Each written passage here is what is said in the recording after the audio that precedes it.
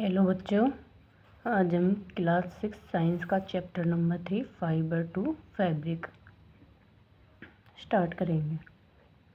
तो देखते हैं हम इस चैप्टर में कौन कौन से टॉपिक पढ़ेंगे। सबसे पहले हम पढ़ेंगे वैरायटी ऑफ फैब्रिक, सेकंड हम पढ़ेंगे फाइबर, फिर हम पढ़ेंगे सम प्लांट फाइबर, फिर हम पढ़ेंगे स्पिनिंग कॉटन यार्न, फिर यार्न टू फैब्रिक पढ़ेंगे और लास्ट में हम पढ़ेंगे हिस्ट्री ऑफ क्लॉथिंग मटेरियल्स।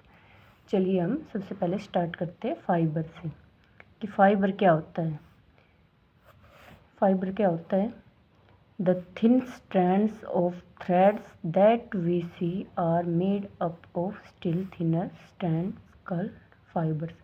आपने धागा देखा होगा, धागे में छोटे छोटे रेशे होते हैं। जो रेशे होते हैं उन्हें, उन छोटे छोटे रेशों को हम क्या कहते हैं? हम फाइबर कहते हैं छोटे छोटे रेशों को। चलिए अब हम फर्स्ट टॉपिक स्टार्ट करते हैं अपना वैरायटी ऑफ फैब्रिक। आपने देखा होगा, कभी आप दुकान पे गए होंगे, शॉप पे गए होंगे अपनी मम्मी के साथ, दादी नानी के साथ, कभी कपड़े लेने गए होंगे तो आपने देखा होगा जो दुकान वाला होता है वो कपड़े दिखाते टाइम कहता है ये कॉटन का है, ये सिल्क का है, या फिर और भी कपड़ों के नाम लेता है कि ये अलग अलग कपड़ों की वैरायटी है। तो इस तरीके से ये कपड़ों की काफ़ी वैरायटी होती है, ये हम आगे इस चैप्टर में पढ़ेंगे। चलिए हम अपना फर्स्ट टॉपिक स्टार्ट करते हैं। फर्स्ट टॉपिक हमारा है variety of fabric. Variety of fabric, ये हमारा फर्स्ट टॉपिक है।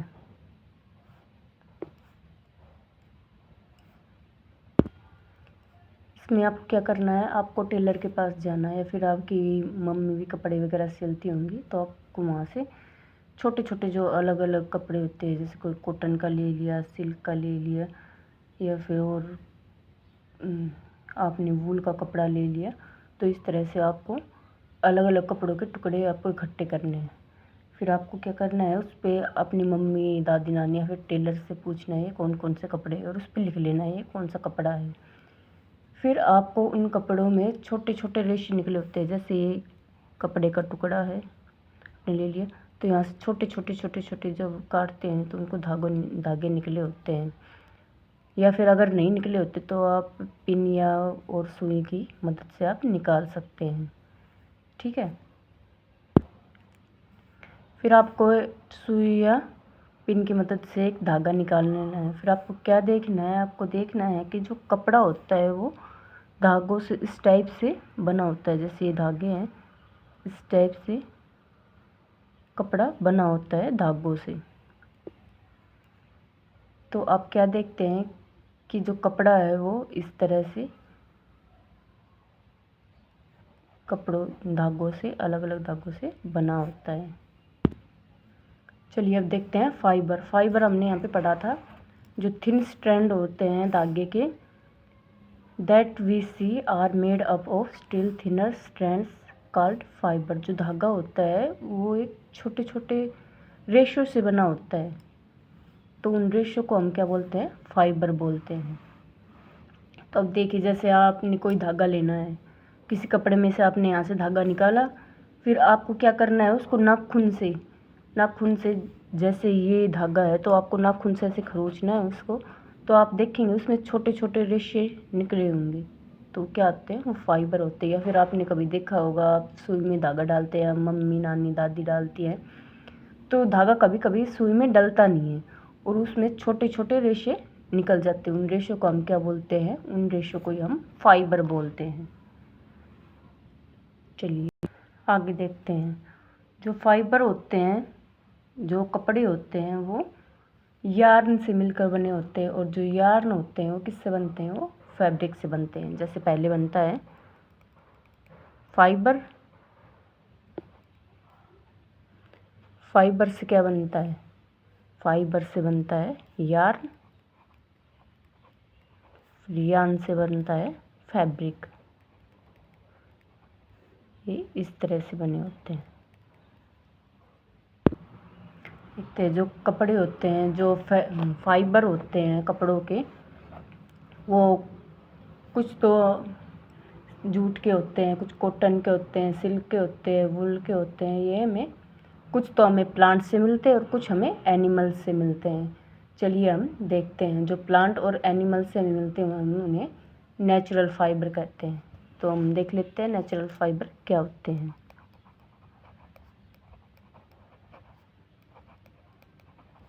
नेचुरल फाइबर्स ये क्या होते हैं? जो नेचुरल फाइबर होते हैं, the fibre that are obtained, the fibre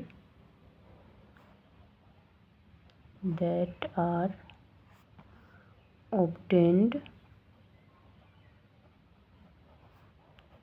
from plants and animals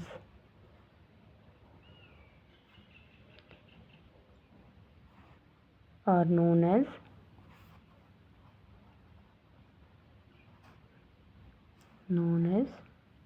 natural fibers। जो फाइबर्स हमें प्लांट और एनिमल से प्राप्त होते हैं उन्हें हम नेचुरल फाइबर कहते हैं। जैसे हम इसके एग्जांपल देख लेते हैं। तो एग्जांपल क्या है इसके? कॉटन है, ये हमें प्लांट से मिलता है। जूट है, ये भी हमें प्लांट से मिलता है। सिल्क है, ये हमें एनिमल से मिलता है। और जो वूल है ये हमें एनिमल से मिलता है। प्लांट से हमें कौन कौन से मिलते हैं? एक तो कॉटन मिलता है, जूट मिलता है, और एनिमल से हमें सिल्क और वूल मिलता है। चलिए देख लेते हैं हमें वूल कहाँ कहाँ से मिलता है। वूल हमें कहाँ से मिलता है? वूल हमें मिलता है शिप से मिलता है हमें वूल। हमें गोट से भी वूल मिलता है। रैबिट से, रैबिट के फर होते हैं वहाँ से भी हमें ऊन मिलता है। फिर याक से, कैमल से, यहाँ से हमें वूल मिलता है। और हमें सिल्क कहाँ से मिलता है? सिल्क हमें सिल्क वॉर्म से मिलता है। आपने सुना होगा ना कि रेशम हमें रेशम के कीड़ों से मिलता है, तो ये हमें वहाँ से मिलता है।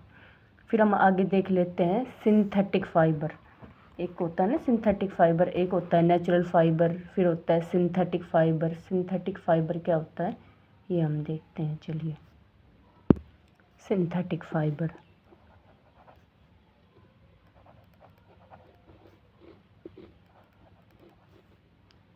Synthetic fibre, fibre which are obtained from fiber which are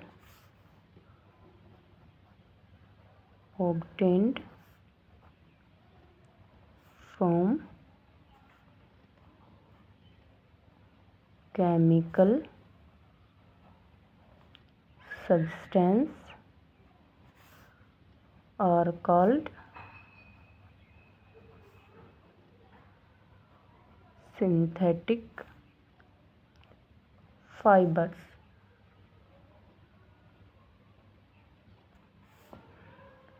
fibre which are obtained from chemical substance are called synthetic fiber। हमने नेचुरल फाइबर में क्या पढ़ा था कि ये हमें प्लांट और एनिमल से हमें मिलते हैं। और जो ये सिंथेटिक फाइबर क्या होता है, ये हमें कहाँ से मिलते हैं? ये हमें केमिकल सब्सटेंस से मिलते हैं। तो इसमें ये बताया गया है जो फाइबर हमें केमिकल सब्सटेंस से ऑब्टेन होते हैं उन्हें हम सिंथेटिक फाइबर कहते हैं। पहले हम जो इंसान था वो क्या करता था? प्राकृतिक जो नेचुरल फाइबर होता है उसे यूज़ करता है। लेकिन पिछले 100 सालों से हमने क्या कर दिया? केमिकल फाइबर बनाना स्टार्ट कर दिया। हमने उसे यूज़ करना भी स्टार्ट कर दिया। इसके एग्जाम्पल्स क्या हैं? इसके एग्जाम्पल हैं पॉलिस्टर, नायलॉन,